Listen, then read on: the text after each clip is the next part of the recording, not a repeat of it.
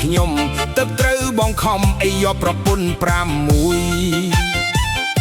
ប្រពន្ធទី1សំដីក៏ស្រួយហើយរឹកខាងរ៉ែងអើយអូនចំជាលអរៀងចង់វាខ្នងវែងពូកែដើរលេងអីឲ្យដើរតាក់មួយ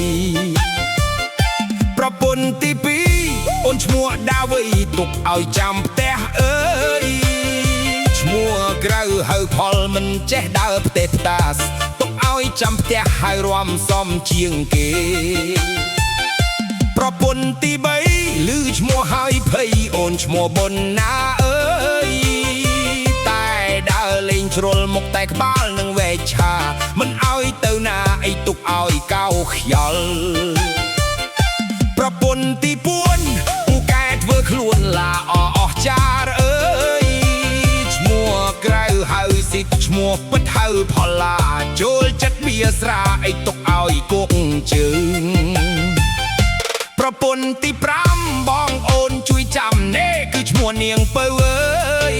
ស្គាល់បងស្គាល់អូនស្គាល់ខុសស្គាល់ត្រូវមុខមិនដែលក្រញើអីទុកសម្រាប់ទទួលភ្ញៀវនៅសល់មួយទៀតខ្ញុំសូមប្រាប់ញាតិឲ្យដឹងទាំងអស់អើយ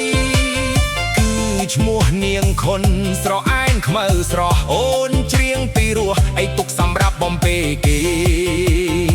ហើយយ៉ាស្បាយច្រើនម៉ង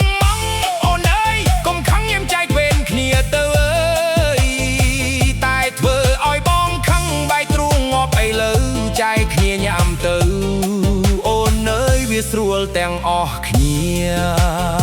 សូមផ្ញើជូនប្រពន្ធចុងប្រពន្ធដើមទាំងអស់កុំឆ្លោះគ្នាណា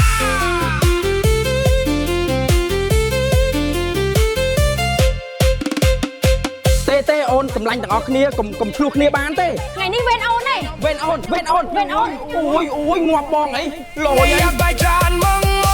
អូនអើយកុំខឹងយើងចែកវេនគ្នាទៅតែធ្វើឲ្យបងខឹងបាយទ្រូងងាប់អីលើចែកគ្នាញ៉ាំទៅ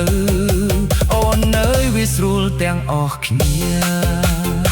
សូមផ្ញើជូនប្រពន្ធចុងប្រពន្ធដើមទាំងអស់កុំឆ្លោះ